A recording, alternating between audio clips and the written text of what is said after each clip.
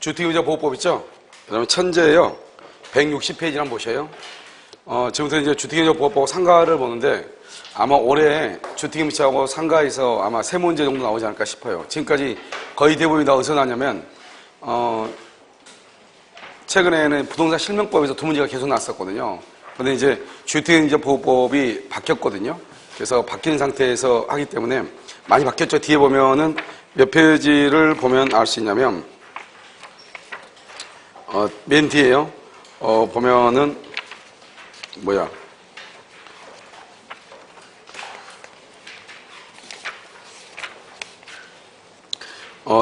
뒤에 보면은 173페이지 보면 조정위원이라고 하는 것이 뒤에 보면 조문이 엄청 많죠. 이게 새롭게 들어왔거든요. 그렇기 때문에 아마 주택임대차 보호법이 여러분 그 부동산 중개사법 있죠? 중개사법에서도 아마 주택임대차 보호법하고 그 다음에 상가건물임대차 보호법에서 아마 세 문제 정도. 그래서 오늘 배운 데 중에서 한 6문제 정도가 나오지 않을까 싶어요. 저 5문제, 6문제 알겠죠? 한번 보도록 하겠습니다. 자, 주택임대차 보호법이요. 제1조를 보면 이 법은 주거용 건물의 임대차에 대해서 민법에 대한 특례 이렇게 되죠. 먼저요. 오늘 오후에요. 1차는 여기에서 모의고사를 보고요. 2차는 저쪽에서 보도록 그렇게 하겠습니다. 알겠죠? 그래서 저녁에 보는 것은요. 2차는 그 중개사법하고 공법만 볼 거예요. 시간이 안 돼가지고. 왜냐면요. 세법 선생님이 큰 실수를 해가지고 세법은 못 봐요. 그런 게 있어. 세법 선생님이 문제를 째갔어. 문제를 찢어갔다고. 그래서 중개사하고 공법만 저쪽에서 보고, 만약에 이런 1차를 같이 보기를 원하시는 분들은 나중에요. 자료를 줄 테니까 너무 걱정하지 마시고 1차 보실 분 여기서 보시고 2차 보실 분 저기서 보시고. 무슨 말인지 아시겠죠? 그렇게 저녁에 혹시 시간 되면 오셔가지고 보시면 될 것 같아요. 자요. 제1조 목적이요. 이 법은 주거용 건물의 임대차에 대해서 민법에 대한 특례를 규정함으로써 국민의 주거 생활의 안정을 보장을 목적으로 한다. 이렇게 돼 있죠. 이런 민법에 대한 특례 이런 얘기했죠. 우리 시험에 뭐가 났냐면요. 그냥 임대차에 관해서 문제 많은 것을 틀린 것은 그래가지고 뭐라고 하냐. 주택이 법정갱신된 경우 이렇게 주택이 법정갱신되면 임대인은 언제든지 해지를 통과할 수 있다. 이렇게 돼 있단 말이죠. 우리가 민법 임대차에서 법정갱신되면 전속기간은 정함이 없는 것으로 본단 말이죠. 그러니까 임대인은 언제든지 해지를 통과하고 6개월이 있다고 소멸한단 말이죠. 그런데 주택이 되면 어떻게 되냐. 주택이란 말이 딱 들어가죠. 주택 또는 상가란 말이 들어가죠. 그러면 주택이나 상가란 말이 들어가면 이것은 주택임대차 보호법하고 상가 건물 임대차 보호법이 먼저 적용이 돼요. 그러니까 주택에 대해서 법정갱신되면 몇 년으로 본다? 2년으로 보죠. 2년. 그러면 임대인은 해지 통고를 할 수 있다 없다? 없단 말이죠. 이게 문제란 말이죠. 그러니까 그냥 민법 임대차 여기 딱 나왔다. 정확한 민법. 그러면 임대인은 언제든지 해지 통과할 수 있죠. 그런데 그냥 임대차라면 우리 기준을 보면 그냥 임대차고 돼 있어. 그냥 그 임대차 보면 이러면 15회인가 기출이 나온 거 아니에요? 그냥 거기 보면 그냥 임대차에서 뭐라고 하냐? 주택이 법정갱신되면 이렇게 돼 있어. 알겠죠? 주택이 법정. 그러면 주택임대차 보호법이 민법보다 우선적으로 적용이 돼. 알겠죠? 그래서 그것을 뭐라냐? 민법에 대한 특례라고 얘기하는 거예요. 그래서 민법을 뭐라고 하냐? 일반법이라고 얘기하고, 그 다음에 주택과 상가를 뭐라고 한다? 특별법이라고 얘기해. 그래서 우리가 다른 말로 특별법 우선의 원칙이다. 이렇게 얘기하는 거예요. 제2조 적용범위죠. 이 법은 주거용 건물이에요. 전부나 일부의 임대차에 관해 적용한다. 임차 주택의 일부가 주거 외의 목적으로 사용된다. 주거 외의 목적 가로 묶어봐요. 상가라고 하죠. 상가로 적용이 된다. 그러면 어떻게 한다? 그것은 상가임대차 보호법이 적용되는 것이 아니고 여전히 주택이다. 이것을 뭐라면 겸용 건물이다. 이렇게 얘기하거든요. 그래서 여러분요, 그냥 간단히 뭐만 보냐면 다방 사건 한번 봐봐. 다방이 보면 이게 홀이 있죠. 홀이 다방은 대부분의 면적을 차지하잖아요. 그다음에 여기에 뭐가냐? 주방 시설이 이렇게 있거든요. 그다음에 여기에 뭐가냐? 주거용 방이 있었거든요. 그런데 이 전체 건물이 경매가 된 거예요. 그래서 이 사람은 뭐냐? 이 당시에는 상가 건물 임대차 보호법이 없었거든요. 상가 건물 임대차 보호법이 없는 상태에서요. 주택임대차 보호법에 의해서 보호받을 수 있느냐 없느냐 그게 문제가 됐단 말이죠. 그랬을 때 판례 말했냐? 이 다방이라는 것은 상가 건물의 일부를 주거로 쓰고 있는 거지. 그렇잖아요. 주거용 건물의 일부를 상가로 쓰고 있는 게 아니잖아요. 그러니까 주거용 건물이 있는데 그 일부를 상가로 쓰면은 이 전체를 물어본다? 주택임대차 보호법에 적용이 되지만 지금 이 다방이라는 것은 전체 상가 중에서 일부를 주거용으로 쓰고 있잖아요. 그러니까 이러한 경우는 주택임대차 보호법에 적용된다. 상가 건물 임대차가 상가다, 상가. 그러니까 그때는 상가 건물 임대차 보호법이 없었단 말이죠. 무슨 말인지 아시겠죠? 그래서 그냥 뭐로 된다? 주택으로 된다. 이런 말이죠. 자, 1번요. 임차주택의 일부가 주거 외의 목적으로 사용한다. 그러면 주택임대차 보호법이 뭐가 된다? 적용된다. 적용된다. 알겠죠? 치읓이 적용이란 말이에요. 2번요. 동법에, 붙이다가 잘못됐나 봐요. 동법에 적용 대상이 되는 주거용 건물이냐 아니냐 하는 것은 실제 용도 좋을 것이고, 실제적으로, 여러분 봐봐요. 지금 여기 우리 학원이요. 여러분 학원은 뭐예요? 주거의 상가예요? 상가죠, 상가. 그런데 이것을 만약에 칸막이 해가지고 원룸으로 고시원으로 만들었다 이 말이죠. 그럼 이것도 주택임대차 보호법에 적용을 받는다 이 말이죠. 알겠죠? 그래서 실제 용도가 뭐냐 이 말이죠. 그 다음에 3번은요. 임차주택이 미등기다. 임차주택이 미등기, 또 써요. 무허가 건물. 미등기, 무허가 건물도 적용이 된다. 이런 말이죠. 이러면 미등기, 무허가 건물 어디에 들어가고 있죠? 이런 미등기하고 무허가 건물. 미등기하고 무허가 건물 있죠? 미등기하고 무허가 건물은 어디 적용된다? 첫 번째 주택임대차. 주택임대차에 적용되죠? 두 번째는 어디예요? 그러면 법정지상권. 법정지상권에도 뭐죠? 인정이 되죠? 그 다음에 세 번째는요? 그 다음에 지상물 매수청권. 지상물 매수청권. 이 세 가지에서 올해형 문제가 되는 거죠. 그래서 미등기 건물, 무허가 건물은 지상물 매수청권에서 지상물에 해당하는 것이고, 그 다음에 법정지상권에 나갈 때 그래서 건물에 해당하는 것이고, 이 말이죠. 알겠죠? 세 가지만 딱 문제가 돼. 자, 그럼 제3조요. 대항력이라고 되어 있죠? 자, 지금부터 봐요. 우리가 여러분요, 이제 주택임대차 보호법하고 상가 건물 임대차 보호법이죠. 이 두 가지에 대해서 우리가 문제가 될 때는 어떻게 하냐? 자, 첫 번째요. 우리가 먼저 대항력이라고 하는 것이 있고요. 그 다음에 여기서 뭐냐? 두 번째는요, 항상 여러분요, 매각대금이에요. 매각대금 뭐냐? 경매대금이죠. 경매대금에서 우선 변제권이라고 하는 것이 있고, 여기요, 최우선 변제권이다. 이런 것이 있어요. 우선 변제권, 최우선 변제권. 여기서 대항력은 뭐냐면, 먼저 주택의 인도 플러스요, 전입신고죠. 전입신고. 이것을 우리는 뭐라 한다? 이것을요, 대항요건이라고 얘기해요. 대항요건. 이렇게 하게 되면 언제요? 이길 오전 몇 시부터? 0시부터 뭐가 생긴다? 대항력이 생긴다. 여기서 우리가 이제 말하는 것은 이제 우리가 민법에 있어서 대항력하고 똑같은데, 특히 여기 우리가 주택임대차 보호법에서 대항력이라는 것은 경매의 경우에 큰 효력을 발생해. 경매. 알겠죠? 그래서 우리가 먼저 보면, 여러분 여기서 또 착각하지 않아야 될 것은, 만약에 주택임대차 보호법이 등기가 되죠. 등기. 주택임대차 보호법에서 임차인이 등기를 하잖아요. 그러면 그 임차인은 주택의 인도나 전입신고 이런 것이 없어도 뭐가 생겨요? 대항력이 생기고, 경매가 되면 뭐가 생겨요? 우선 변제권, 최우선 변제권이 생기는 거예요. 그러니까 우리가 좀 이따 보면 알겠지만 제3조에 보면 뭐라고 나오냐? 등기가 없는 경우라도, 등기가 없어도 주택의 인도와 전입신고를 하면은 대항력이 생긴다 이 말이죠. 그럼 반대로 해석하면은 등기가 있으면 그 등기 자체로 뭐가 생긴다? 대항력이 생긴다 이 말이잖아요. 알겠죠? 그 다음에 대항력과 우선 변제권, 최우선 변제권은 우리가 임차권 등기 명령하죠. 임차권 등기 명령하면 뭐라고 나오냐? 나중에요. 당연 배당이에요. 우리는 원칙적으로 주택임대차하고 상가건물 임대차는 배당 요구를 해야 되죠. 그런데 뭐를 한다? 임차권 등기 명령에서 등기가 되면은 당연히 배당해 준다 이 말이죠. 그 배당이 바로 뭐냐? 우선 변제, 최우선 변제란 말이죠. 달리 바꿔서 얘기하면 뭐예요? 임차권이 등기가 되어 있으면 주택인도나 전입신고란 말이 없다 할지라도 소액이면은 최우선 변제를 받고, 그 나머지에 대해서는 뭐라고? 우선 변제를 받고, 경매가 뭐죠? 다른 또 뭐가 있다? 대항력이 있다 이런 말이죠. 우선 이해되셨죠 지금? 자, 그 다음에요. 등기가 되어 있을 때 그렇다 이 말이죠. 그러면 여기서 이제 하나하나의 설명을 먼저 하면, 대항력이라고 하는 것은 뭐냐면, 첫 번째 대항력이 이렇게 갑이 있고 을이 있죠. 을이 있으면 을은 임차인이잖아요. 이 임차인은 원칙적으로 채권이기 때문에 대항력이 있어요 없어요? 대항력이 없죠. 그런데 나중에 건물의 소재가 갑에서 누구로 바뀐다? 병으로 바뀌죠. 그러면 이 을은 병한테 뭐 할 수 없다? 대항할 수 없다. 대항할 수 없다는 것은 을이 갑한테 보증금 1억을 줬는데 그 1억 원을 병한테 뭐 할 수 없다? 청구할 수 없다 이 말이죠. 오직 누구한테만 청구한다? 갑에게만 청구한다. 그래서 우리는 대항력이 없다 이렇게 얘기하고요. 만약에 대항력이 있으면 어떻게 된다? 갑에 을이 있다. 을이 임차인이다. 이 임차인이 전입신고가 되어 있거나 또는 등기가 되어 있다. 그럼 뭐가 있다? 대항력이 있다 이 말이죠. 이렇게 대항력이 있는 상태에서 건물의 소유자가 병으로 바뀌죠. 그럼 어떻게 돼요? 이 을은 병한테 뭐 할 수 있다? 대항할 수 있다. 대항할 수 있다는 것은 양수인에게 뭐 할 수 있다? 보증금을 청구할 수 있다 이런 말이잖아요. 그럼 중요한 것은 여기서요. 그런데 이 을은요, 대항력이 있으면 을은 상당한 기간 안에 뭘 한다? 이 일을 제기해.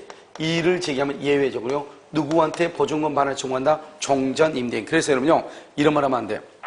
우리 대항력 있을 때 갑에 대해서 보증금 반환을 청구할 여지는 전혀 없다. OX, X란 말이죠. 보증금 반환을 청구할 수도 있는 것이죠. 이게 대항력이 있다? 그러면 양수인한테 하는 거죠. 그럼 여기서 양수인에게 대항할 수 있다 이 말은 다른 말로 양수인은 이 갑을 뭐라죠? 임대인이죠. 임대인인데 이 임대인의 지위를 뭐한다? 승계한다 이렇게. 임대인의 지위를 승계한다 이렇게 얘기하는 거예요. 그러니까 승계한다는 것은 병이 갑의 자리에 들어간다 이런 말이죠. 그러니까 병이 갑의 자리에 들어가니까 당연히 임대차가 종료가 되면 누가 보증금을 반환한다? 그것은 양수인이 반환한다 이 말이죠. 이거다고 이제 우리가 약간의 차이가 있는 것은 아니지만 여기서 이제 우리가 전세권 한번 보는 거예요. 전세권은 한번 보자. 우리 전세권이죠. 전세권이라고 하는 것은 항상 뭐가 되는 거 전세권이다? 등기가 되어 있는 것을 전세권이라고 그래요. 항상. 전세권은 우리가 전세권이 성립했다. 이 말은 등기가 되어 있는 것을 얘기하고 등기가 되어 있지 않은 것을 채권적 전세라고 해가지고 그것은 임대차하고 똑같단 말이죠. 그런데 전세권 항상 등기가 되어 있죠. 그러니까 전세권은 언제나 뭐가 있다? 대항력이 있는 거예요. 전세권은요. 그래서 건물의 소재가 병으로 바뀌죠. 병으로 바뀌면 이 전세권자는요, 누구한테 이것을 양수인이라고 하죠. 다른 말로 신소유라고 하죠. 양수인에게 대항할 수 있다. 양수인에게 전세금 반환을 할 수 있다. 청구할 수 있다. 이런 말이죠. 알겠죠? 그 다음에 또 전세권 한 가지 또 특징이 뭐냐면 전세권은 사람과 물건이죠. 우리가 임대차는 사람과 사람 간의 관계지만 우리가 전세권은 사람과 물건 간의 관계란 말이죠. 그래서 이 의리한 사람이 뭘 가지고 있다? 여기서 이 사람이요, 전세권이죠. 전세권인데 전세권 항상 등기가 되어 있다고 그랬죠. 그런데 이 전세권자가 전세권을 병한테 양도한다. 전세권. 여기는 소유권이 양도가 된 것이고 여기는 전세권이 양도가 되죠. 그럴 때는 이 사람을 한다? 설정자라고 하는데 이 전세권 설정자에 뭐가 필요가 없다? 동의가 필요가 없다 이 말이죠. 동의가 필요가 없으니까 어떤 책임을 진다? 을은 무슨 책임을 진다? 불가항력적 손해. 불가항력적 손해에 대해서도 뭘 한다? 책임을 진다 이 말이죠. 이 사람을 한다? 전세권 양수인이다. 그러면 갑이라고 하는 사람은 갑한테 묻지도 않고 전세권이 양도가 됐잖아요. 이럴 경우 갑은 누구한테 전세금을 반환한다? 양수인에게 전세금을 반환하는 거예요. 양수인에게 동의를 받지 않고 해도. 왜냐하면 동의 없이 전세권을 양도할 수 있거든요. 그런데 임대차는 임차권을 양도를 하려면 누구의 동의가 있어야 된다? 임대인의 동의가 있어야 된다. 왜냐? 임대차는 사람과 사람 간의 관계이기 때문에 그것은 뭐다? 상호 신뢰성이 있어야 되기 때문에 그렇다 이 말이죠. 그럼 여기서 보면 이 전세권자가 등기가 되어 있으면 전세권은 뭐가 있다? 대항력이 있죠. 대항력이 있기 때문에 전세권 자체에 대해서 뭘 행사할 수 있다? 물권적 청구권을 행사할 수 있죠. 우리가 소유권자도 소유권에 의한 물권적 청구를 행사할 수 있죠. 지상권에 의한 물권적 청구를 행사할 수 있죠. 전세권에 의한 물권적 청구를 행사할 수 있단 말이죠. 그런데 마찬가지로 이 임차권이 등기가 되어 있거나 전입신고가 되어 있다. 그럼 뭐가 발생한다? 대항력이 발생하죠. 대항력이 발생하면 임차권에 의한 물권적 청구를 행사할 수 있다. 그래서 임차권에 의한 방해 제거 청구하고 방해 예방 청구 이 두 가지를 할 수 있는 것이죠. 방해 제거, 방해 예방 이 두 가지를 청구할 수 있어. 그런데 왜 우리가 전세권의 경우는 전세권에 의한 반환 청구, 방해 제거, 방해 예방 세 가지를 다 할 수 있는데 왜 임대차는요? 왜 방해 제거하고 방해 예방만 청구하고 임차권에 의한 반환 청구는 없는가? 원래 임대차는 뭐냐면 임대인이 임차인에게 목적물을 사용하고 소유할 수 있게끔 만들어줘야 되거든요. 임대인이 임차인한테. 그러니까 만약에 제3자가 임차물을 침해를 하죠. 그럼 어떻게 하냐? 임대인이 그것을 반환받아가지고 임차인한테 줘야 된단 말이죠. 그러니까 임차권의 경우 대항력이 있다 할지라도 임차인은 임차권에 의한 방해 제거와 방해 예방만 청구하고 반환 청구는 누구한테 있다? 임대인에게 있다 이 말이죠. 그런데 전세권 자체가 대항력이 있고 등기가 되어 있기 때문에 전세권 자체에 의해서 반환 청구, 방해 제거, 방해 예방을 다 할 수 있다 이 말이죠. 알겠죠? 이것을 이제 우리는 대항력이라고 하는데요. 문제는 뭐냐면 이 대항력에서 전입신고를 해야 돼. 주택은요 등기가 없으면. 그런데 여기서 보면 법인의 경우는 전입신고를 할 수가 없는 거예요. 주민등록번호가 없으니까. 그래서 법인은 원칙적으로 대항력이 없는 것이에요. 무슨 말인지 알겠죠? 그런데요 예외적으로 우리 법인의 경우도 LH공사 한국토지주택공사인가? 알겠죠? 거기요, LH공사 있죠? 그 다음에 중소기업하고, 그다음에 우리가 지방에서 오면 지방공사 했죠. 주택 사업을 목적으로 한 지방공사. 이 세 가지의 경우는 뭐다? 전입신고를 하게 되면은 뭐로 취득한다? 대항력을 취득한다. 즉 LH공사에서요. 우리가 먼저 건물을 빌리죠. 여러분 보면 LH공사 같은 경우에 여러분 뭐를 하냐면 가끔 여러분 보면 그 좀 낡은 오래된 빌라 같은 데 있잖아요. 그러면 LH공사에서 전화가 올 거예요. 혹시 우리한테 통으로 임대해 줄 마음이 없느냐? 또는 2층, 3층만 임대해 줄 마음이 없느냐? 보통 장기로 해요. 보통 5년인가 10년인가 장기로 빌려요. 이 LH공사에서. 그걸 빌려가지고 LH공사에서 올 수리를 한단 말이죠. 올 수리해가지고 그 모자 과정이 있죠. 모자 과정이라든가 또는요, 뭐 저소득층이 있죠. 이런 무주택자, 서민들한테 그것을 LH공사가 그 건물의 전체를 1억으로 임대를 하죠. 그래가지고 어떻게 하냐면 1,000만 원에 뭐 원래는 뭐 3천에 80이란 말이죠. 그러면 LH공사는 어떻게 하냐? 1,000에 25만 원, 30만 원 이렇게 해가지고 이제 서민한테 준단 말이죠. 무슨 알겠죠? 그러면 그 사람은 어때요? 그 사람들이 거기에 이사 들어와가지고 전입신고를 하죠. 그러면 그 전입신고를 누구의 전입신고로 본다? LH공사의 전입신고로 봐준다 이 말이죠. 아시겠죠? 그게 바로 뭐냐? LH공사, 중소기업, 지방공사다 이런 말이죠. 이런 데는 같은 법인이지만 뭐를 한다? 그것은 예외적으로 인정하는 것이죠. 전입신고는 안 하지만 누구예요? LH공사 자체가 전입신고한 것이 아니고 LH공사가 선정한 입주민이 전입신고를 하면은 그 전입신고를 누구의 전입신고로 봐줘? LH공사 전입신고로 봐준다 이 말이죠. 이것은 이제 대항력이라고 얘기하고 또 한 가지 이제 대항력은 이게 이제 가장 큰 거죠, 대항력은요. 그런데 대항력은 뭐가 되냐? 경매가 됐을 때 크게 효력을 발생하죠, 대항력은. 이걸 우리 뭐란다? 말소 기준 권리예요. 말소 기준 권리. 말소 기준 권리를 보면 어떻게 되냐? 먼저요, 저당권, 근저당권, 압류, 가압류. 우리 시험에는 사실 이 정도 보면 되는데, 가등기 가면, 가등기 담보등기란 법률 15조에 보면, 가등기 담보법, 가등기 담보법이 있다. 그럼 어떤 사람들 또 여기다 또 경매 개시등기, 경매 기입등기 하죠? 이러면 경매 개시등기, 경매 기입등기 하게 되면 어떤 효과가 발생하냐? 압류 효력이 발생해. 그러니까 똑같은 말이에요. 그러니까 압류나 압류의 등기가 있다 이 말이나 경매 개시 등기가 있다는 말이야. 똑같은 의미라고. 알죠? 그러니까 큰 필요는 없어요. 이건 말소 기준 권리라고 돼 있죠. 이 말소 기준 권리 여기서 보면 이런 것들이 이제 말소 기준 권리인데 이 말소 기준 권리 이 기준 권리 뭐죠? 저당권, 근저당권, 압류, 가압류, 가등기 담보죠. 이런 것보다 선순위에 뭐가 있다? 지상권이라든가 전세권이라든가 그다음에 대항력이 있는 뭐다? 반드시 대항력이 있는 임차권. 이 임차권은 소멸한다 안 한다 경매가 되면 소멸한다 안 한다 소멸하지 않죠. 소멸하지 않고 경락인이 책임을 지죠. 우리 이것을 뭐란다? 경락인한테 인수가 된다. 인수주의다 이렇게 얘기하죠. 그런데 여기서 한 가지 또 조심해야 되죠. 전세권의 경우는 뭘 하게 되면 배당 요구를 하게 되면 뭐가 된다? 소멸한다. 소멸 이렇게 알겠죠. 그 다음에 이 말소기준 권리 1번이 그러니까 저당권이나 근저당권이다 이 말이죠. 이 1번보다 후순위에 있는 뭐가 있다? 지상권하고 전세권하고 그 다음에 대항력이 있는 임차권이죠. 이런 것들은 뭐가 된다? 경매가 되면 뭐가 된다? 소멸하죠. 우리 이것을 소멸주의 또는 무슨 주의를 한다? 소재주의다. 이것을 소멸한다 이런 말이죠. 그런데 조심해야 될 거 여기서 또 한 가지가 뭐냐면 전체적으로 이제 봐야 되는 거죠. 우리가 이게 여기 오면 다른 건 다 안 돼. 저당권이나 근저당권이 있다. 말씀드린 저당권이나 근저당권이 있고 저당권이나 근저당권보다 밑에 있다 이 말이죠. 저당권이나 근저당권이 설정된 토지나 건물에 대해서 지상권이나 전세권을 설정한 사람, 이 사람들은 우리 뭐라고 한다? 이 사람들은 뭐라고 그래? 제3취득자다 이렇게 얘기해. 알겠죠? 그래서 여러분 시험에 항상 뭐라고 나오냐? 저당권이 설정된 부동산에 대해서 전세권을 설정받은 자가 이런 말이 나와. 그 말은 경매가 되면 저당권이 1번이고 전세권이 2번이니까 전세권이 소멸하겠죠. 그 말은 다른 말로 이 전세권자를 제3취득자라고 한단 말이죠. 그러니까 경매가 되면 전세권을 소멸하지만 이 사람은 제3취득자에도 해당하죠. 그러니까 경매 대금에서 뭘 받을 수 있다? 비용 상환을 받을 수 있다 이 말이죠.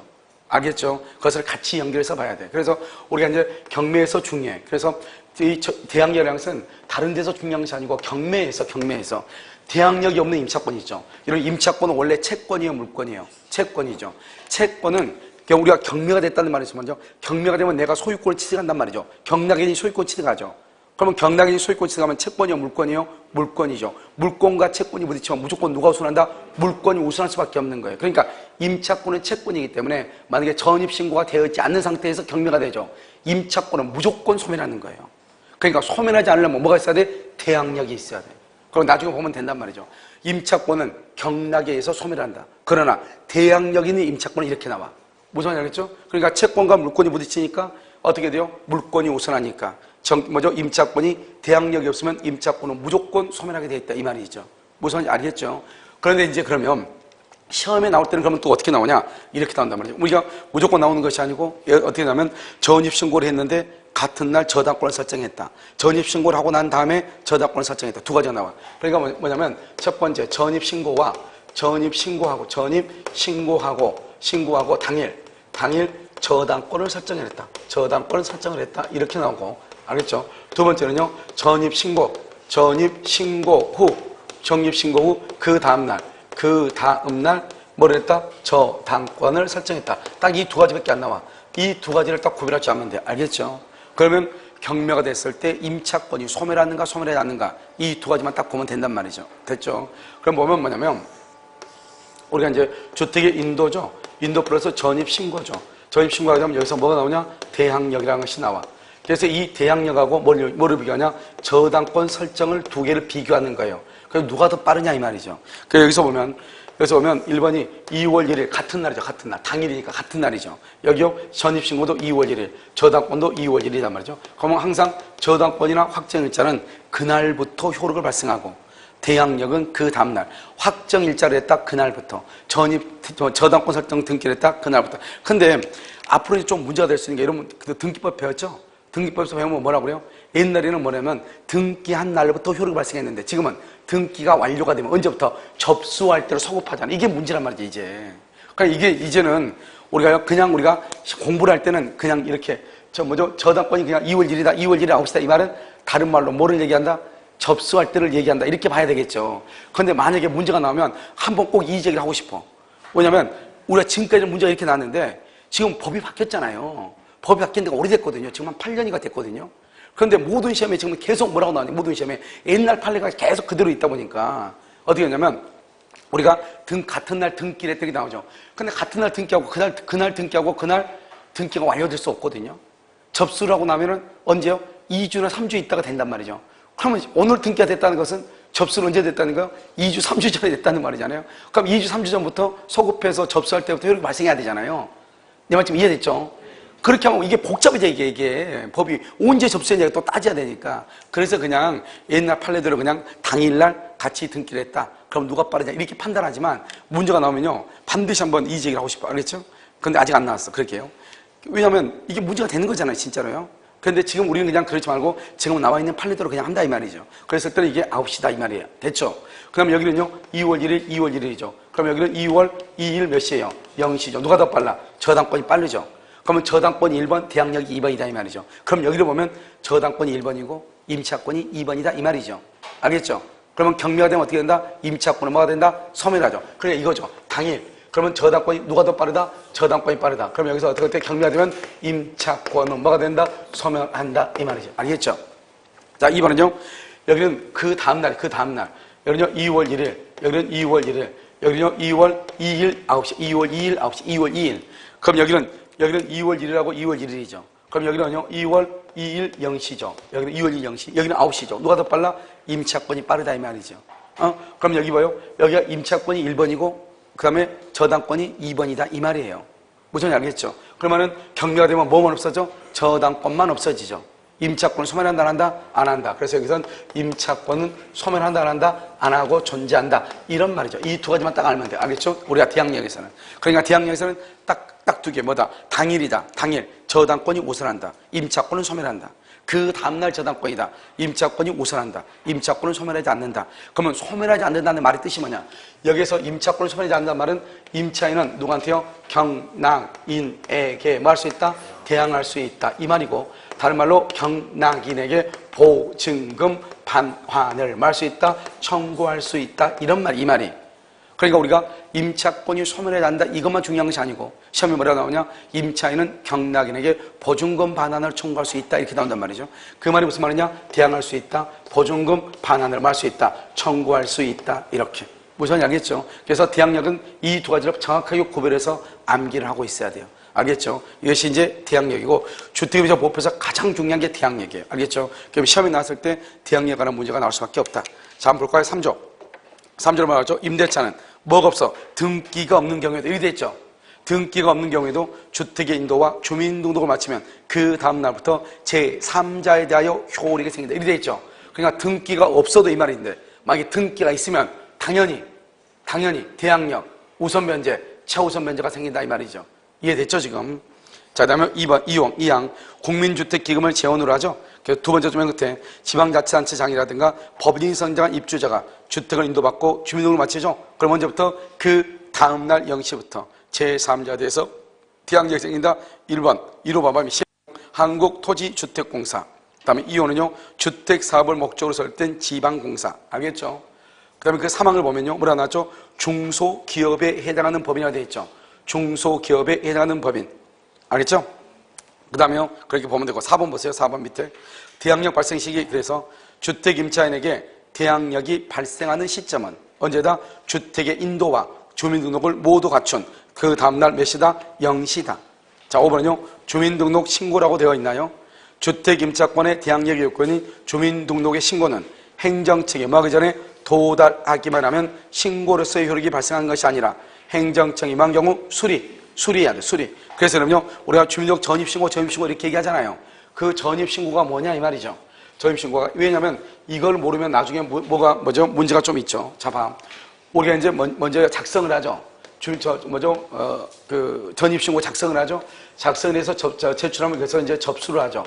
접수를 해가지고 뭐란다? 여기서 이제 검토를 하죠. 검토를 하고 나서 이건 이제 수리를 하죠. 수리하고 그다음에 뭐란다? 주민등록부에 등재를 한다 이 말이죠. 알겠죠? 그런데 우리는 전입신고라고 하는 것은 언제를 전입신고라고 하는가 이 말이죠. 전입신고. 전입신고는 언제를 전입신고다? 수리할 때는 뭐라고 본다? 전입신고로 본다 이 말이죠. 그러니까 수리하기 전에는 전입신고이다 아니다? 아니다. 그러니까 지금부터 이제 이걸 가지고 몇 가지를 봐. 첫 번째요. 1번을 보면 신고서 작성할 때요. 100-1번지, 100-1번지로 똑바로 신고를 했어. 그래서 접수도 100-1번 되고 검토도 돼가지고 수리도 100-1번지가 수리가 됐어. 그런데요. 공무원이 착각을 해가지고 101-1로 거의 뭐 등기할 때 101-1로 등기가 잘못됐다 이 말이죠. 알겠죠? 이런 경우는 대항력이 발생한다 안 한다? 대항력이 발생한다. 대항력이 몇 번지로? 100-1번지로 대항력이 발생. 왜? 전입신고는 수리할 때를 기준하고 공무원이 착각한 것은 따져 안 따져? 안 따진다 이 말이죠. 알겠죠? 대항력이 있다. 100-1번지로. 자, 두 번째는 뭐냐면 이 사람이 처음부터 101-1번지로 잘못 신고를 했어. 그런데 검토 단계에서 공무원이 이걸 착각을 했어. 그래서 뭐냐냐? 101-1번지로 수리가 돼가지고 101-1번지로 신고가 됐다 이 말이죠. 대항력이 있다 없다? 대항력이 없다 이 말. 없다. 그럼 언제 대항력이 있다? 다시 이것을 수정해서 신고를 하겠죠. 그러면 수정 신고한 그 다음날 0시부터 대항력이 발생하는 것이에요. 알겠죠? 그래서 파주시 사건에서 그렇게 얘기했단 말이죠. 자, 그 다음에 여기 세 번째로 뭐냐면 세 번째로는 이 사람이 100-1번지로 똑바로 신고했어. 그래가지고 접수도 100-1번지로 됐어. 100-1번지로. 그러면 검토 단계에서 공무원이 뭐라고 하냐? 이건 100-1번지라는 거 없는데요? 이렇게. 검토 단계에서. 그래가지고 이것을 뭐냐? 반려했어. 그래서 반려를 했단 말이죠. 공무원이요. 잘못 착각해서 반려를 했어. 그래가지고 다시요. 101-1번지로 해와라. 이랬단 말이죠. 그러니까 이 사람은 똑바로 신고를 했는데 공무원이 반려를 했어. 그래서 101-1번지로 작성해서 검토가 101-1번지로 검토가 되고 수리가 101-1번지로 수리가 돼서 101-1번지로 등재가 됐다며 공무원이 시킨 대로 했단 말이죠. 원래는 나는 똑바로 신고했는데 공무원이 100-1번지가 아니라는 거예요. 잘못 착각해가지고. 그래가지고 뭐라 한다? 101-1번을 해오라고 했더니 이 사람이 다시 101-1번지로 작성해서 제출했단 말이죠. 그래가지고 101-1번지로 뭐가 됐다? 수리가 됐다 이 말이죠. 대항력이 있다 없다? 대항력이 없다 이 말이에요. 없다. 아무리 공무원이 잘못했다 할지라도 이것은 우리가 주민등록 전입신고라는 것은 수리될 때를 전입신고라고 하는 것이지 수리되기 전에는 전입신고라고 한다 안 한다? 안 한다 이 말이죠. 알겠죠? 그래서 이럴 때는 대항력이 있다 없다? 이 세 가지를 정확하게 구별을 해야 돼요. 무슨 알겠죠? 그래서 보시면 주민등록 전입신고 그래서 행정청이 수리한 때다 이렇게. 자, 6번은요. 갑이 을소의 주택을 임차한 경우 임차인의 배우자나 자녀의 주민등록 이것을 만나 가족이라고 하죠. 가족의 주민등록도 주민등록에 해당한다. 7번 일단 대항력을 취득한 후 임차인은 어떤 이유에서든지 가족과 함께란 말이 중요해. 만약에 이런 봐봐. 가족과 함께 주고 봐. 일시적으로나마 다른 곳으로 주민등록 이전 그럼 대항력을 상실하죠. 함께 지금 했어요. 그러다 써 가족을 두고 이전 그러면 상실한다, 안 한다? 안 한단 말이죠. 가족을 두고 이전하죠? 그러면 가족의 주민등록도 주민등록으로 보기 때문에 대항력을 상실한 게 아니에요. 암기라 보지 말고 가족과 함께라고 돼 있죠. 그런데 가족을 두고 자기 혼자만 전입신고했다. 아니, 먼저 이전 신고했다. 그러면 대항력은 상실한다, 안 한다? 안 한다. 자, 8번. 다가구용 단독하고 다세대가 있죠. 자, 한번 볼까요? 그럼요, 이건 다 했으니까 그냥 지우면. 우리가 다가구하고 다세대를 보면은 이렇게 되는 거죠. 다가구 있죠? 다가구는 단독주택 일종이죠? 다세대죠? 아파트죠? 다세대. 다가구는 뭐를 하면 된다? 지번만. 다세대는요, 지번하고, 그 다음에 동하고, 뭐하고, 호수까지 이렇게 해야 되죠. 다세대는요. 그러면 이제 다세대가 이제 문제가 되는데요. 다세대가 뭐냐면 전입신고를 할 때 어떻게 되냐. 이러면 대장에는요, 1층, 대장에는 1층 101호로 돼 있어요. 101호. 1층 101호 대장에는요. 또 대장에는요, 대장에는요, 그냥 101호로 돼 있어요. 101호로. 알겠죠? 그런데 전입신고를 할 때, 신고서를 신고할 때 어떻게 하냐? 신고할 때 그냥 101호로 신고했어요. 101호로. 신고를 할 때. 여기는요, 신고를 할 때 1층이니까요. 1층 101호로 신고했다 이 말이죠. 이런 경우 대항력이 있는가? 이 말이죠. 대항력이 있다, 없다? 없다, 이 말. 없다. 이러면 그냥 101호하고 1층 101호가 다른 거잖아요. 알겠죠? 그냥 101호하고 여기 2층 101호인지 3층 101호인지 알 수가 없잖아요. 1층 101호 이거하고는 같다, 틀리다. 이건 안 된다. 이런 말이에요. 알겠죠? 왜냐면 우리가 101호로 전입신고한다는 것은 권리예요, 사실이에요? 사실이죠. 우리가 사실은 뭐냐? 사실은 오감으로 느끼는 거죠. 오감. 눈으로 보고 귀로 듣고. 이러면 지금 내 강의 들리잖아요. 이런 것들이 다 사실이잖아요. 그렇기 때문에 우리가 대장은 뭘가 기준이냐? 사실은 대장이 기준이란 말이에요. 알겠죠? 그래서 대장을 기준으로 보는 것이에요. 무슨 말이겠죠? 그래서 여러분 우리가 보면 이제 최근에 여러분 그 뉴스에도 뭐 나오고 추적인가? 2580인가 이런 데 나왔잖아요. 뭐가 나왔냐면 우리가 그 실제 아파트, 특히 빌라지, 빌라를 보면 이렇게요. 여기가 101호, 102호 이렇게 된단 말이에요. 근데 실제로는 어떻게 하냐? 그 건축물 대장에는 여기가 101호고 이쪽이 102호 이렇게 돼 있단 말이죠. 알겠죠? 그럼 어떻게 해요? 전혀 건물이 좀 달라지는 거잖아요. 이런 경우 어떻게 할 것인가? 이러면 필요 없어. 내가 아무리 거기 살고 있다 할지라도 그것은 내 소유가 아닌 것이. 어디를 기준한다? 대장을 기준한다. 다른 말로 우리가 보면 건축 허가지 할 때 우리 보면 신고할 때 있잖아요. 그것을 기준으로 하는 것이에요. 알겠죠? 그러니까 이것만 여러분요 기본적으로 한번 되고 봐봐요. 이런 건 어떻게 되죠? 맨 처음에는 3층 건물인데 이게 단독이에요. 다가구란 말이죠. 다가구에서 전입신고만 집원만 신고했단 말이죠. 그래서 201호에 집원만 신고가 살고 있었는데 갑자기 이게 분할이 구분 소유가 돼가지고 1층하고 2층하고 3층이 구분 소유로 바뀐 거예요. 그러니까 다세대 주택이 바뀐 거죠. 그러면 나는 2층에 있었으니까 나는 100-1번지 2층 101호 이렇게 해야 되잖아요. 근데 그냥 뒀단 말이죠. 그럼 나는 대항력이 있다, 없다? 대항력이 있다, 이 말이에요. 있다. 알겠죠? 그러니까 맨 처음에 단독주택일 때 단독주택은 뭐만 쓰면 됐죠? 지번만 있으면 됐잖아요. 그런데 그것이 나중에 다세대로 바뀌었단 말이죠. 다세대로 바뀌어가지고 2층 101호인데 2층 101호로 변경 등기를 하지 않았다 할지라도 변경 신고를 하지 않았다 할지라도 판례가 기존에 있었던 것을 그대로만 다 인정해준다. 이런 말이죠.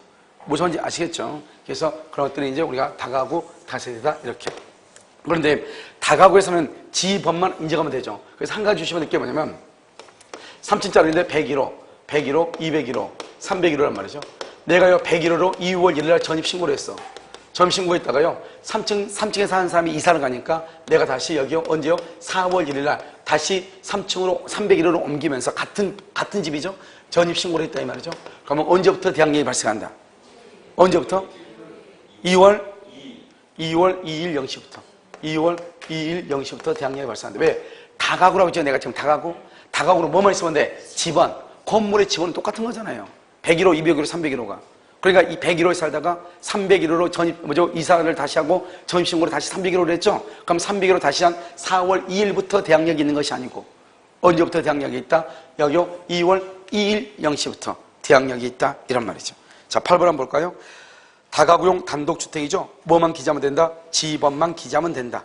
알겠죠? 동오수가 없어도 대항력을 취득할 수 있다. 다음 9번 다가구용 단독주택이죠. 다가구용 뭐만 기재하면 된다? 지번만 기재하면 된다. 호수까지 기재하지 않는 경우라도 그것은 유효한 공시 방법이다. 10번은요. 다가구용 단독주택의 임차인이 같은 건물 내 줄고 같은 건물 내 그 말은 이퀄 지번이 동일이에요. 지번이 동일. 같은 건물이니까 지번이 동일하죠. 같은 건물 내에서 호수를 변경한 전입신고, 호수를 변경했다. 원래의 신고를 다시 한 경우, 원래의 전입신고를 한 경우에 그 주민등록이 유효한 공시방법이 된다 이 말이죠. 원래 여기서는 언제다? 2월 2일 0시 이 말이죠. 11번 다가구형 단독주택의 임차인이 건물의 소유자나 거주자가 부르는 대로 지층 1호를 1층 1호로 잘못 알고 전입신고를 했다. 원래는 뭐다? 지층 1호인데 1층 1호로 잘못 알고 전입신고했다. 왜 그러죠? 여러분 지층은 뭐예요? 여러분 지층은 뭐예요? 반지하 같이 된 게 있잖아요. 여러분 봐봐. 우리가 건물 이렇게 딱 보면 건물이 이렇게 있죠. 이쪽에서 보면요. 계단이 하나 정도 내려가. 하나 정도 계단이 내려가. 이쪽에서 보면은 1층이에요. 그런데 이쪽에서 보면 뭐가 돼? 이쪽에서 보면 창문이 이렇게 있는데 이쪽에서 보면 뭐가요? 땅이 이렇게 돼가지고 마치 여기서 이렇게 돼 있죠. 이쪽에서 보면은 뭐처럼 보여? 창문이 이렇게 있는데 흙이 이렇게 있어가지고 반지하처럼 보여. 근데 이쪽에서 보면 어떻게 되죠? 이쪽에 보면 1층처럼 보이죠. 이걸 지층이라고 한단 말이죠. 무슨 말인지 알겠죠? 그러니까 보통 사람들이 이것을 지층 1호라고 하죠. 왜? 그럼 월세가 싸지니까. 그러니까 어디로 데려가? 이쪽은 안 보여줘. 어디로 데려가? 이쪽으로 보여지죠. 그러니까 어디가 돼요? 1층으로 보죠. 1층. 그리고 자기는 1층 101호 이렇게 딱 써놓죠. 그러니까 나는 1층 101호 전입신고했다 이 말이죠. 된다 안 된다? 안 된다 이 말이죠. 알겠죠? 그 다음에요 12번은요 다세대죠. 다세대 주택의 임차인이 동호수의 표시 없이 줄거봐 지번을 정확하게 동호수의 표시 없이 그 말이 중요하죠. 그러면 된다 안 된다? 안 된다. 동호수의 표시 없이 그러면 안 돼. 3번 13번 전출신고는 260의 3이에요 그런데 전입신고를 잘못해서 206의 3으로 했다 이 말이죠. 맨 끝에 유효한 공시방법이 아니다? 아니다. 써 거기 옆에 주고 수정신고하면 다음날 0시부터 대항력 발생. 수정신고하죠? 그러면 다음날 0시부터. 자 14번은요 이것도 여러분 중요하죠. 간접점유라고 하는 것이죠. 우리는 여러분 봐봐요. 여기서 이제 뭐냐면 이렇게 이제 갑이 있고 여기 을이 있죠. 을이 여러분요 뭐죠? 임차인이죠. 임차인이고요. 이 임차인이 보증금 1억 원에 월세 100만 원이에요. 1월 1일부터 10월 1일까지 있는데 중간에 여기서 이 을이요 병한테 언제요? 5월 1일 날 전대차를 줬다 이 말이죠. 그럼 전대차를 주면 이 사람은 전차인이죠. 이 전차인이라는 사람이 어때요? 이 집에 들어와서 전입신고를 하겠죠. 언제? 5월 2일 날 전입신고를 하겠죠. 그러면 전입신고하면 이 사람은 어때요? 전입을 해야 돼. 전출을 해야 되겠죠. 전출을 해야 되죠. 그럼 이 사람은 이사 가야 되겠죠. 이사 간다는 것은 인도를 받았다 안 받았다? 안 받았죠. 그럼 어떡하냐? 이 사람은 전출 신고를 한단 말이죠. 언제요? 5월 1일 날. 5월 1일 날 전출 신고하면 이 을의 대항력은 없어지는 거예요. 그럼 그 다음에요. 봐봐. 우리가 전대차는 뭐냐면 이 갑은 을은 갑한테 1억 원을 줬죠. 이 전차인은 을한테요 1억 원에요 월세 100만 원 주고 온 거예요. 병은 을한테 보증금을 준 것이고 을은 갑한테 보증금을 준 거란 말이죠.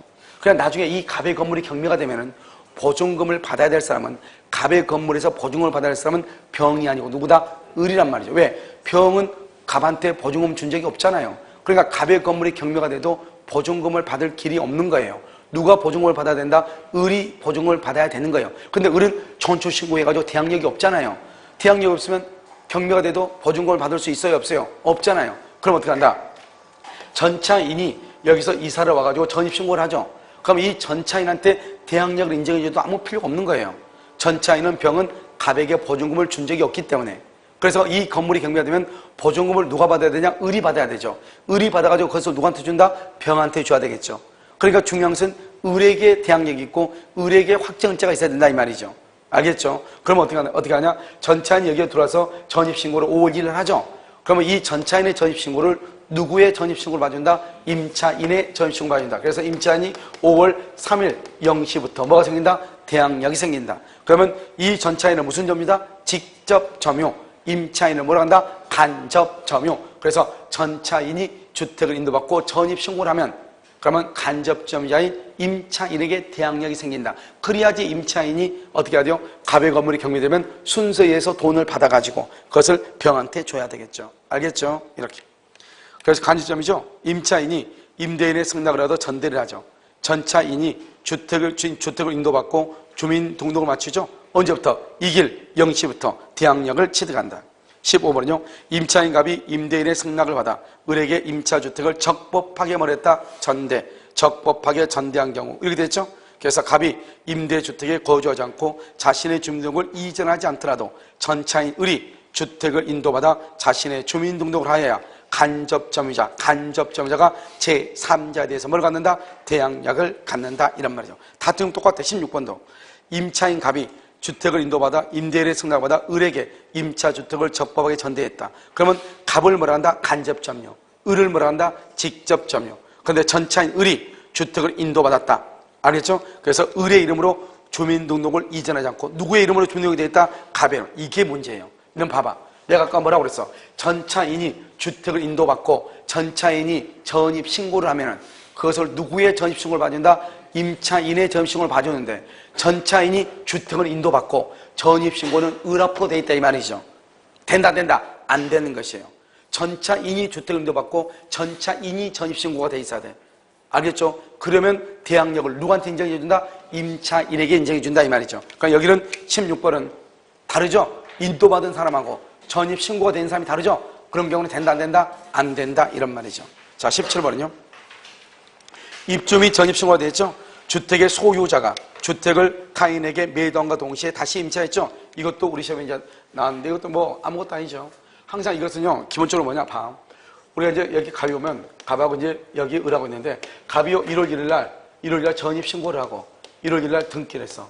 그럼 여러분요 이 갑한테는요 갑은요 전입신고가 의미가 있어 없어? 없죠? 왜요? 누구 집이다? 자기 집이잖아요. 자기가 등기가 돼 있으니까. 자기 집에 자기가 사는데 전입신고가 뭐가 의미 있어요? 아무 의미 없는 거예요. 그런데요, 이 갑이 을하고요, 을하고 5월 1일 날 매매를 해요. 매매를 해요. 그러면 을이 소유자가 되죠? 그러고 나서요, 갑이요, 이것을 다시 이 갑이라는 사람이 이것을 을하고요, 5월 1일 날 임대차 계약을 체결해요. 임대차 계약을 체결해서 이 사람이 임차인이 된 거예요. 임차인. 그런데 아직도 뭐가요? 등기는 갑이 가지고 있어. 아직 등기 안 해줬어요. 갑한테, 을한테요. 등기를 언제 줬냐? 등기를 여기서요. 이 을한테요. 10월 1일 날 이전 등기를 했어요. 이전 등기. 10월 1일 날 이전 등기. 알았죠? 10월 1일 날. 그러면 이 갑은 이제 5월 1일 날 집을 팔고 5월 1일 날 임대차 계약을 체결해서 임차인 살고 있죠. 그럼 봐봐. 갑이 지금 맨 처음에는 누구죠? 소유자. 소유자로서 점유했는데 이제는 누구로서 점유하고 있다? 봐. 내가 팔고 내가 계속 가지고 있죠. 이걸 뭐라고 그래? 이걸 점유계정이라고 얘기하는 거야. 이걸 점유계정이다. 점유계정의 영어 중요한 게 하나가 있어. 뭐 선의 취득이 인정된다 안 된다? 안 돼. 이걸 점유계정이라고 하고 처음에는 나는 소유자로서 점유했는데 지금은 임차인으로서 점유한다 이 말이죠. 이것을 점유계정이라고 얘기하고 점유계정의 경우는 선의 취득이 인정되지 않아. 첫 번째 중요하고 두 번째로 뭐가 중요하면 지금 여기 보면 우리가 등기의 경우는 공시가 돼 있어가지고 누구든지 볼 수 있죠. 그러니까 등기는 뭐냐? 등기는 그 자체로 뭐가 있냐? 대항력이 있는 것이에요. 알겠죠? 등기는요. 그러니까 등기는 공시적 기능이 정확하잖아요. 그런데 주택임대차나 상가금 임대차에서 임대차라고 하는 것은 채권이에요. 채권은 사람과 사람 간의 관계예요. 임차인과 임대인의 관계라고. 그러니까 다른 사람들 알아 몰라? 몰라. 그런데 전입신고라면은 등기와 똑같이 대항력을 발생하죠. 여기서 그러면 전입신고는 뭐냐? 제3자가 봤을 때 임차인으로서 전입신고를 얘기해. 제3자가 봤을 때 임차인. 그런데 지금 여기요. 여기 지금 5월 1일 날 임대차 계약을 체결하게 됐는데 제3자가 봤을 때는 등기가 여전히 누구 앞으로 돼 있어? 갑 앞으로 돼 있죠. 갑 앞으로.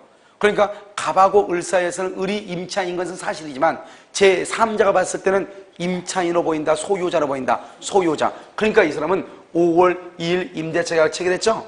그럼 5월 3일 0시부터 대항력이 발생하는 것이 아니다 이 말이죠. 알겠죠? 언제 된다? 이 갑이라는 사람이 을한테 등기해준 10월 1일 등기했죠? 그럼 언제부터? 10월 2일 0시부터 10월 2일 0시부터 대항력이 발생해. 등기를 해준 10월 2일 0시부터. 알겠죠? 자, 한번 볼까요? 17번. 17번요. 입주 및 전입신고란 주택의 소유자가 그 주택을 타인에게 매도함과 동시에 종전 상태를 유지한 채 그 주택을 다시 임차. 여기까지. 이것을 점유계정이라고 얘기해요. 이때는 선의 취득 X. 선의 취득이 안 되는 것이에요. 그러면 주택 임차권의 대항력은 주택 양도인의 최초 전입신고의 이 일부터 발생한 것이 아니라, 알겠죠? 언제부터다? 주택 양수인 앞으로 소유권 이전 등기를 격려해준 다음날 0시부터. 알겠죠? 이때부터 된다. 그 다음에 여러분요, 직권말소라고 되어 있죠. 여러분, 직권말소 이것도 아주 중요하죠. 우리 보면 이제 직권말소를 보기 전에 여러분요, 두 가지가 있어요. 첫 번째요, 무단양도된 경우. 무단양도. 이 무단양도는 뭐냐면, 갑의 건물에요, 여기 의뢰한 사람이 임차인이 있어. 임차인이 보증금 1억이 있단 말이죠. 그런데요, 이 갑이라는 사람이 자기 집을 담보로 잡고 돈을 빌리고 싶어. 아, 그런데 임차인이요, 1억의 보증금이 있네? 그럼 은행에서 어떻게 하죠? 이 건물이 만약에 담보 대출에 만약 사억이 된다고 해봐. 나는 4억을 받고 싶단 말이죠. 그런데 은행에서는 얼마만 해줘? 3억만 해준단 말이죠. 누구 때문에? 임차인 때문에. 4억을 안 해준단 말이에요. 그러니까 어떻게 한다? 이 갑이요, 이 사람의 전입신고를 몰래 옆집으로 옮겨놔. 그걸 무단 전출이라고 그래, 몰래. 그러고 나서 먼저 병한테 저당을 잡아. 저당을 잡고 다시 이 사람을 몰래 또 들어와. 그 다음날. 그러면 순서를 봤을 때는 전출됐으니까 저당권이 1번이고 다시 들어왔으니까 임차인이 2번인 것처럼 보이지만 우리가 전출 신고라는 것은 내 임차인의 자유의지에 의해서 나가는 걸 전출이라고 하는 거죠. 알겠죠? 타인에 의해서 무단으로 전출된 것은 전출이 아니다? 아니다. 뭐가 똑같아? 우리가 등기해서 내 등기가 불법으로 말소가 됐다. 그렇다고 하더라도 나는 소유권을 상실한다, 안 한다? 안 한다. 똑같은 말이잖아요. 아니겠죠? 그러니까 이러한 경우에는 이 임차인의 1번의 대항력이 그대로 뭐가 된다? 유지된다. 이란 말이죠. 무슨 말인지 알겠죠? 자, 그 다음에 여기요. 그 다음에 여기서는 뭐냐면 여기서 이제 무단 전출한 것이고, 무단 양도가 아니고 무단 전출이요. 무단 전출한 것이고, 두 번째는 뭐냐면 그게 아니고 여기서 쭉 이렇게 보면은 이렇게 갑이라는 사람의 건물이 있는데 여기서 을이라는 사람이 2월 1일 전입신고를 했어요. 전입신고를 해서 살고 있는데 갑자기 여기서요 4월 1일 날 집권 말소가 된 거예요. 그러면 집권 말소가 됐다는 말이 무슨 말이야? 집권 말소가 됐다. 그럼 여기서 4월 1일 날 집권 말소가 되죠? 그럼 집권 말소가 되면 대항력이 있다 없다? 대항력이 없다. 대항력이 없어요. 집권 말소가 됐단 말은 전출 신고가 똑같아. 은행이요, 동사무소 했어요? 그럼 어떻게 돼요? 여기요, 5월 1일 날이요? 5월 1일 날 5월 1일 날 저당권이 있어, 저당권 있고 난 다음에 여기요, 6월 1일 날이요, 재등록을 했어, 재등록. 이 사람이 전입신고를 전입신고를 했다 이 말이죠. 문제는 뭐냐면 이때 재등록을 할 때 맨 처음에요, 이 사람이 이의제기를 해가지고 재등록을 했느냐, 그냥 재등록을 했느냐 이 말이죠. 이의제기를 했다는 말의 뜻이 뭐예요? 그러면 최초에 이의제기를 했단 말은 이 집권말소가 정당하다는 거예요? 정당하지 않았다는 거예요? 똑같아. 무단으로 전출한 거와 똑같아. 알겠죠? 그러니까 최초의 전입신고가 그대로 유지되는 거예요. 그대로 유지되니까 어떻게 돼요? 이 저당권이 병이란 말이죠. 그러면 이 저당권자하고 임차인 사이에서는 누가 더 빨라요? 임차인이 빠르다 이 말이죠. 그런데 이 사람이 재등록을 할 때 그냥 재등록을 해서 과태료 내고, 그럼 이 사람은 6월 1일 날 재등록을 했죠? 그럼 언제부터? 6월 2일 몇 시부터? 0시부터. 6월 2일 0시부터 새로운 대항력이 발생하죠. 그러니까 이때는 누가 더 빠르다? 저당권이 빠르다 이 말이죠. 누가 빠르다? 저당권이 빠르고 임차인이 2번이다 이 말이죠. 그래서 여러분요, 우리는 집권말소 세 가지를 알아야 돼. 집권말소, 대항력이 상실한다. 이의제기를 해서 재등록을 했다. 처음에 전입신고가 그대로 유지된다. 이의제기 없이 재등록을 했다. 새로운 대항력이 발생한다. 알겠죠? 자, 볼까요? 18번요. 주민등록 집권말소 후 주민등록법 소중에 이 절차에 집권말소 후 동그라미해봐. 대항력 상실이에요. 대항력 상실. 주민등록법 소중에 이 절차에 의해서 재등록. 그럼 어떻게 한다? 맨 끝에 기존의 임차권이 그대로 뭐가 된다? 유지된다. 알겠죠? 다음 19번은요. 집권말소된 후 임차인 갑이 주민등록법 소중에 이 절차에 의하여 말소된 주민등록을 회복한 것이 아니다. 이 절차에 의해서 회복한 것이 아니다 이 말이죠. 그러면 그냥 했다 이 말이죠. 그럼 어떻게 한다? 재등록이 이루어지기 이전에 이해관계를 맺은 선의 제3자 저당권자에 대해서 임차권으로 대항할 수가 있다 없다? 없다 이란 말이죠. 그 다음에 20번하고 20번 보면요. 이런 우리는 여기 봐봐요. 우리가 이제 전세권하고 임대차 보증금은 반드시 현실적으로 제공해야 되는 것이 아니고 기존의 채권을 전세금으로, 기존의 채권을 보증금을 할 수 있다 없다? 있다 이란 말이에요. 있다. 그래서 20번을 보면 금전 채권을 변제받지 못하자 이를 보증금으로 전환하여 을 소유 아파트에 대해서 임대차 계약을 체결하고 주택 인도와 주민등록을 마쳤다. 그러면 그 임차권은 제3자에 대해서 뭐가 있다? 대항력이 있다. 그 앞에 줄거 봐. 통정 허위 표시로 볼 수 있는 경우가 아니라 거기 주고 그 앞에 바로 앞에 통정 허위 표시로 볼 수 있는 경우가 아니라 그래서 뭐냐면 소액 임차인으로 인정받아 소액 임차인으로 인정받아 오로지 채권 해수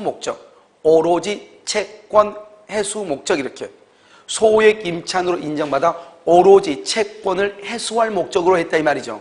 그래가지고 그냥 주택 전입신고를 해놨다 이 말이죠. 이런 경우는 보호돼 안 돼. 안 돼. 절대로 안 돼. 그런 것이 아닌 경우는 기존의 채권으로도 전세금에 보증금에 말 수 있다. 가름할 수 있다.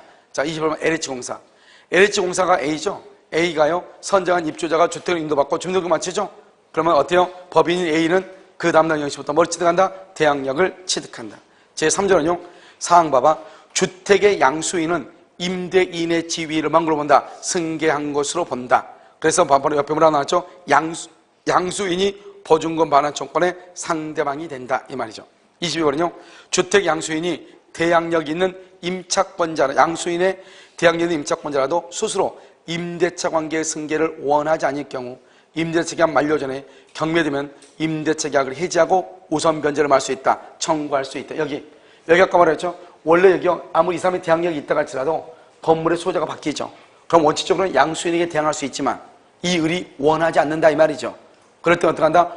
뭐란다? 이 일을 제기해서 종전 소유자에게 보증금 반환을 할 수 있다, 청구할 수 있다 이 말이죠. 알겠죠? 그래서 첫 번째 끝에 임대차 관계의 승계를 원하지 아니할 경우 이꼴 상당한 기간 내 이 일을 제기하여 이 말이죠. 상당한 기간 안에 이 일을 제기하여 임대차 계약을 해지하고 알겠죠? 종전 임대인에 대해서 보증금 반환을 할 수 있다, 청구할 수 있다 이렇게. 자, 그 다음에 23번은요. 대항력을 갖춘 이렇게 됐죠. 대항력을 갖춘 주택의 양수인이 임대차가 종료한 상태에서 임대인의 지위를 승계한 것에 대해서 이의를 제기했다. 이의를 제기. 양도인이 누구죠? 줄거 종전 임대인이죠. 종전 임대인의 임차인에 대한 보증금 반환 채무는 소멸한다 안 한다? 안 한다. 24번. 대항력이 있는 주택임대차죠. 대항력이 있는 주택임대차가 기간 만료로 종료된 상태에서 임차 주택이 양도가 돼. 그럼 어떻게 한다? 상당한 기간 내에 이의를 제기해서 승계되는 임대차 관계의 구속에서 말 수 있다? 벗어날 수 있다. 이 말이 무슨 말이죠? 이 말은 벗어난다. 이 말은 종전 임대인에게 보증금 반환을 한다? 청구한다. 그래서 24번하고 23번은 똑같은 말인데 약간 응용이 났다 이 말이죠. 그 다음에 25번. 주택 임차인이 대항력을 갖춘 후 임대인이 소유권을 만다 양도한다. 대항력이 있는데 소유권이 양도가 됐다. 임차인이 뭘 하지 않는 한 이의의 제기가 없는 한 보증금 반환 의무자는 누구다? 양수인. 다른 말로 누구다? 신소유자다. 신소유자. 다른 말로 양수인은 임대인의 지위를 뭘 한다? 승계한다. 이런 말이죠. 26번. 중소기업이 아닌 법인. 대항력을 취득한다 안 한다? 안 한다. 그래서 대항력을 취득하지 않죠. 그래서 중소기업이 아닌 법인이 임차한 주택을 양수한 자는 임대인의 지위를 승계한다 안 한다? 안 한다. 이꼴 보증금 반환 의무 X. 보증금 반환 의무 X. 옆줄 긋고 뭐라 쓴다? 종전 임대인이 보증금 반환 의무. 종전 임대인이 보증금 반환 의무를 진다 이런 말이죠. 자, 27번. 적법한 임대 권한을 가진 자로부터 임차했으나 임대인이 소유자가 아니라 할지라도 주택임차 보호법이 뭐가 된다? 적용된다. 자, 그래서 적법한 임대 권한을 가진 자로부터 임차 거기까지 줄거죠? 거기다가 처분 권한 등을 수여받은 수탁자. 처분 권한 등을 수여받은 수탁자. 알죠? 이 사람도 뭐다? 양수인이나 똑같다 이 말이죠. 처분 권한 등을 수여받은 수탁자. 알겠죠? 또 하나 있죠. 사법고시에 나온 거죠. 작년, 재작년에. 뭐라고 써야 되면 수분양자가 뭐라고 하다? 분양자로부터 열세를 인도받아. 수분양자가 분양자로부터 열세를 인도받아 임차해준 경우. 알겠죠? 임대한 경우 그래야 돼. 임대한 경우. 수분양자가 분양자로부터 열세를 인도받아 임대한 경우 이렇게. 이 사람도 물어본다. 임대할 권한이 있는 사람으로 본다 이 말이죠. 알겠죠? 아파트 사건에서 그렇게 얘기했죠. 자, 그래서 이러면 28번 나왔네. 28번 보면 임대차의 목적이 된 주택을 담보 목적으로 신탁법에 따라 신탁한 경우 수탁자는 이런 봐봐. 신탁법상의 수탁자는 써봐. 신탁법상의 수탁자는 언제나 소유자예요. 신탁법상의 수탁자는 언제나 소유자예요. 알겠죠? 그러니까 임대인의 지위를 승계한다. 자, 29번은요. 주택임대보호법상 대항력을 갖춘 임차인의 임대차 보증금 반환 채권이 뭐한 상태? 가압류한 상태. 가압류한 상태에서 주택이 양도되죠. 이건 우리 시험뿐만 아니라 모든 시험에 나왔어. 양수인은 채권 가압류의 제3채무자의 지위를 뭘 한다? 승계한다. 자, 이건 봐. 지금요. 어려운 것들은 지금 여기 강의에서 다 나왔는데 이게 뭐냐면 봐. 여기를 먼저 봐. 여기 보면 지금 봐죠. 대항력이 있죠. 먼저 봐. 대항력이 있으면 어떻게 한다? 주택이 양도가 되면 양수인이 임대인의 지위를 한다? 승계한다. 그러니까 보증금 반환을 누가 책임진다? 양수인이 진다. 됐죠, 지금? 됐죠. 자, 그럼 봐. 이 갑을 뭐란다? 갑을 임대인이죠. 임대인이고, 이 을을 뭐란다? 을을 임차인이죠. 이 임차인이 보증금 1억이 있단 말이죠. 그런데 이 임차인은요, A가 누구냐? 채권자예요. 이 채권자한테 돈 1억을 빌린 거예요. 1억을 빌렸으면 A하고 을하고 상태에서는 이 사람을 뭐라고 한다? 이 사람을 채무자라고 하죠. 이 채무자가 돈을 갚아야 되잖아요. 돈을 갚지 않으니까 어떻게 하냐? 이 채권자가 이 보증금 1억 원에 대해서 5월 1일 날 압류를 걸었다 이 말이죠. 압류 또는 가압류를 걸었다 이 말이죠. 5월 1일 날. 그럼 어떻게 한다? 이 갑이라고 하는 사람은 원래 임대인은 보증금을 을에게 반환을 해야 되지만 압류가 딱 들어오면 보증금을 누구한테 반환한다? A한테 반환해. A한테. 그런데 갑은 A한테 채무를 진 적이 있어 없어? 없는데도 불구하고 줘야 되죠. 원래 채무자가 누구다? 을인데. 그래서 이 을하고 비교하기 위해서 이 사람을 뭐라 한다? 제3채무자다 이런 말을 쓰는 거예요. 제3채무자다. 알겠죠? 그래서 이 사람을 제3채무자라고 얘기를 해요. 그럼 어떻게 한다? 여러분 임대차 계약이요. 1월 1일부터 10월 1일이다. 그러면 10월 1일이 되면 이 갑은 보증금을 을에게 반환하는 것이 아니고 누구한테 반환한다? A한테 반환해야죠. 그런데 10월 1일이 되기 전에 이 건물이요 7월 1일 날 이렇게 또 병한테 이렇게 병이 양수인 병한테 이게 팔렸다 이 말이야. 팔렸다. 그럼 우리 뭐라 했죠? 아까 양수인은 임대인의 지위를 만다 승계한다. 그러니까 이제는 원래는 제3채무자가 누구였죠? 갑이었죠. 이제는 이 사람이 양수인이 임대인의 지위를 승계. 임대인 갑. 임대인의 지위를 만다 승계하니까 이 사람이 거꾸로 뭐라 한다? 제3채무자가 된다 이 말이야. 제3채무자. 이 병이 제3채무자가 돼. 그럼 어떻게 돼요? 10월 1일이 되면 갑은 1억 원을 A한테 반환해야죠. 이제는 병이 10월 1일 날 보증금을 누구한테 반환한다? A에게 반환한다. 따라서 A가 뭐란다? A는 지금 채권자인데 압류를 했죠. 압류.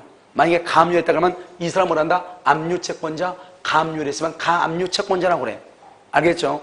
이 압류 채권자는 누구한테 권리를 행사한다? 누구한테? 양수인에게 권리를 행사한다. 다른 말하면 양수인이 제3채무자의 지위를 뭐란다? 승계한다. 똑같은 말이죠. 알겠죠? 언제 돈을 준다? 10월 1일 날. 자, 그럼 문제 여기서. 만약에 맨 처음에 이 갑이라는 사람이 알았어, 돈 줄게 승낙을 했어. 예를 들어서 뭐냐면, 우리가 이렇게 이제 갑이 있고 여기 을이 있단 말이죠. 을이 갑한테 보증금 1억이 있단 말이죠. 그런데 이 을이 보증금을 병한테 보증금을 양도했어. 보증금을 양도를 했어. 보증금 많은 청구 1억 원을 병한테 양도했단 말이죠. 양도하니까 이 갑이라는 사람이 여기서 아무런 이해하지 않고 그냥 뭐랬냐? 승낙을 했어. 승낙을 딱 했어. 승낙을 했어요. 그런데 그러면 그때 승낙을 할 때는 보증금이 1억이었단 말이죠. 그런데 이놈이 갑자기요. 그때부터 딱 승낙하고 난 다음부터 양도하고 난 다음부터 갑자기 월세를 안 내는 거야, 이놈이요. 그래서 월세를 안 내가지고 월세요. 연체 차임이 몇 개냐? 5개월의 연체 차임이 있어가지고 500만 원의 손실이 있더라 이 말이죠. 그러면 이제 10월 1일 날 갑이 병한테 돈을 줘야 되겠죠.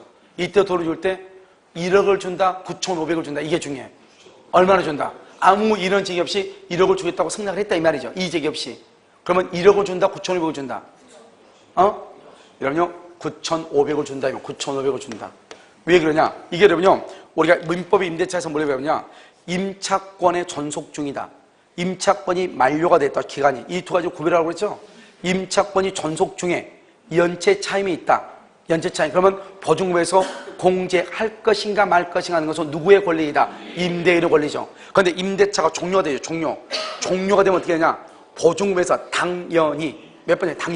당연히 공제하는 거야. 당연히. 묻지도 않고 따지도 않고 당연히. 그러니까 비록 갑이요 을이 병한테 임대차 보증금의 양도에 대해서 갑이 아무런 조건 없이 승낙을 했다 할지라도 임대차가 만료될 당시에 임차인과 임대인 간의 사이에서 발생한 채권이나 손해배상이 있죠. 그러면 그런 모든 것을 공제하고 나머지를 주는 것이에요. 무슨 말인지 알겠죠? 자, 그럼 또 한 가지. 여기서 임대차에서 이제 최근에 지금 문제가 나온 것들이에요. 갑이 보면 갑이 이렇게 을이 있는데 을하고 갑하고 있는데 임차권이 양도가 됐어요. 양도. 누구한테요? 병한테 임차권이 양도가 됐다 이 말이죠. 그런데 이 을이요 갑한테 연체가 2달분이 연체가 된 거야. 200만이 연체가 됐어요.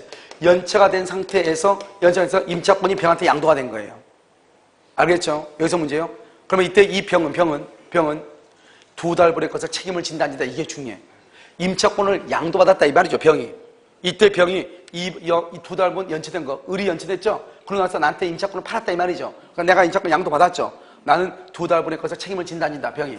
책임지지 아니한다 이 말이죠. 왜? 이걸 우린 채권이라고 합니다. 채권은 누구하고 특정인과 특정이자 이 말이죠. 그러니까 채권이기 때문에 책임진다 안 진다? 안 진다. 또 이 사람이 한 달을 연체한 거, 한 달을. 을이 한 달을 연체했어. 연체한 상태에서 소유자가 바뀐 거예요. 소유자가 바뀐 거예요. 병으로. 소유자가 바뀐 거예요. 그러고 나서 이 사람이 또 한 달을 또 연체한 거예요. 알겠죠? 그럼 모두 몇 달 연체했다? 2달 연체로 본다 안 본다? 이게 중요해. 본다 안 본다? 안 본다 이 말이죠. 특정과 특정인이다. 그럼 어떻게 해야 된다? 이 사람이 가지고 있는 것은 한 달 연체된 채권이 있죠. 갑이. 그 채권을 병이 양수를 받아야 돼. 채권 양도를 받아야 돼. 채권 양도를 받으면 몰라도 채권 양도 절차가 없는 한 그러면 을이 뭐리요? 갑에게 한 달 연체, 병이 한 달 연체죠? 이것을 전체 연체로 본다 안 본다? 안 본다. 이게 그러면 어디서 중요하냐? 상가금융이자보호법에서 우리 기초문제 나온 거란 말이죠. 상가금융이자보호법에서 이 을이 갑에게 한 달을 연체하고 소유자가 바뀐 상태에서 2달을 연체했단 말이죠. 그럼 모두가 상기니까 임대차를 해지할 수 있는가? 안 된다 이 말이죠. 알겠죠? 해지하려면 어떻게 해야 돼? 채권 양도 절차를 밟아야 돼. 아까 이 을이요 2달 연체했죠. 그러고 나서 이 을이요 임차권을 병한테 넘겼죠. 넘겼다 했잖아요. 그러면 이 병이 책임을 지려면 어떻게 한다? 이 사람 채무죠. 채무 인수 절차를 밟아야 돼. 채권 양도 절차를 밟든지 채무 인수 절차를 받으면 몰라도 채권 양도나 채무 인수라고 하는 절차가 없는 한 종전 임차인의 차임이나 이런 것들은 승계가 된다 안 된다? 안 된다. 이게 중요해. 이걸 우리 말한다 채권이다 이렇게 얘기해. 그래서 최근에 지금 계속 다른 시험 국가 시험에 나오고 있는 지문들이 방금 얘기한 게 다 알겠죠? 다시 한번 볼까요? 29번 봐봐. 주택임대차보호법상 대항력을 갖춘 임차인이 임대차 보증금 반환 채권이 가압류된 상태에서 봐봐 여기 가압류된 상태에서 뭐랬다? 주택이 양도가 됐다. 그럼 양수인은 채권 가압류의 제3채무자. 봐봐 채권 가압류의 제3채무자의 지위를 만다 승계한다고 얘기하는 것이에요. 무슨 말인지 알겠죠? 지위를 승계한다 이렇게. 자, 제3조 대항력 5항력 이 법에 따라 임대차의 목적이 된 주택이 매매나 경매가 된다. 그럼 578조 중에 대항 동시한매권이 있다. 한번 보시면 되고 3번 30번 주택의 매수인이 대항력 있는 임차권이 있음을 모르고 매수인이 대항력 있는 걸 모르고 임차권이 있음을 모르고 건물을 샀다 이 말이죠. 그런데 계약의 목적을 달성할 수 없다. 그러면 계약을 해지할 수 있다. 이렇게 되어 있죠. 이걸 우리는 뭐라고 얘기해요? 무슨 담보 책임? 오케이. 575조 용익 권능의 담보 책임이라고 그래. 용익 권능. 내가 건물을 사가지고 이사를 갔더니 아직도 기간이 남아있는 임차인이 있더라. 그걸 내가 알고 샀다 모르고 샀다 선의의 매수인이다. 선의의 매수인은 계약을 해지하고 손해배상을 청구한다. 몇 년 안에? 언제부터? 안날로부터 1년이다. 왜? 선의의 경우는 안날, 악의 경우는 뭐다? 계약을 체결한 날이다. 그래서 안날로부터 1년 안에 선의의 매수인은 계약을 해지하고 손해배상을 받을 수 있다. 청구할 수 있다. 이렇게. 여기까지를 말한다. 대항력이라고 얘기하는 것이에요. 알겠죠? 그러니까 여러분요, 우리가 주택임대차보호법 이런 것은 여기 다른 국가고시에는요, 시험이 매년 나오는 게 아니에요. 알겠죠? 올해 2017년 있잖아요. 모든 국가고시에서 주택임대차보호법의 문제가 한 문제도 안 나왔어. 상가도 한 문제도 안 나오고. 알겠죠? 그 말은 중요하지 않다가 아니고 다른 국가고시는 그닥 중요하게 여기지 않는단 말이죠. 그런데 우리는 항상 15%가 딱 정해져 있죠. 15%가. 알겠죠? 그래서 나오고. 그 다음에 여러분요, 이번에 서울 경기가 어제는요, 마감이 됐잖아요. 원서 접수가. 서울 경기권에서요, 원서 접수가 마감이 됐는데, 그 산업인력공단에서 A측을 작년하고 A측을 똑같이 해가지고 똑같은 건물을 배정을 했단 말이죠. 그런데 너무 폭주가 돼가지고요. 그래서 사이버 있죠? 사이버로 해가지고 일단 인터넷상으로 그냥 일단 다시 추가로 등록을 받았어. 그래가지고 다시 건물을 다시요, 어제 추가로 등록을 더 받아고 다시 건물을 다시 또 배정을 했어요. 알겠죠? 그러니까요, 올해 또 한 무더기로 또 시험을 보나 봐요. 무슨 말인지 알겠죠? 그러니까 1차를 어떻게 해야 돼요? 열심히 해야 되겠다. 이런 말이죠. 왜냐면 주택임대보호법이 문제가 어렵게 나와가지고 주택관리사가. 그래서 올해 최저예요. 1차 합격자 최저. 올해 주택관리사가. 알겠죠? 그래서 여러분 작년에는 우리가 주택관리사가 최고로 합격을 많이 했죠. 1차를요. 최고. 그래서 지금 남아있는 것이 2만 8천 명이 남아있죠. 알겠죠? 그래서 여러분 좀 공부를 좀 빡시게 해야 되지 않을까. 무슨 말이죠? 담배를 2번 필 거 한꺼번에 피고 올라와가지고 한 번만 내려가야 돼. 무슨 말인지 알겠죠? 잠깐 쉬었다 하도록 다시 하겠습니다.